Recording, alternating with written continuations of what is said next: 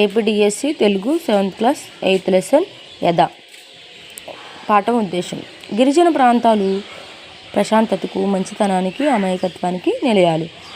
అలాంటి చోట నాగరికత పేరుతో పెను మార్పులు జరుగుతున్నాయి. పర్యావరణం దెబ్బతింటుంది. గిరిజనులు జీవితాలు అతలాకుతలం అవుతున్నాయి. అయినప్పటికీ ఆశావాదంతో ముందుకు సాగిపోతున్న గిరిజనుల శ్రమ జీవనాన్ని చెప్పడం ఈ పాఠం ఉద్దేశం.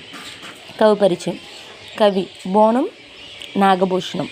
బోనం నాగభూషణం విజయనగరం జిల్లా మేరంగి గ్రామంలో జన్మించారు. ఉపాధ్యాయ వృత్తిని స్వీకరించారు. రచనలను ప్రవృత్తిగా ఎంచుకున్నారు. వీరి తొలి కథ చిత్రగుప్త పత్రికలో ముద్రితమైంది. శూలాపాణి, భూషణం వీరి కలం పేర్లు.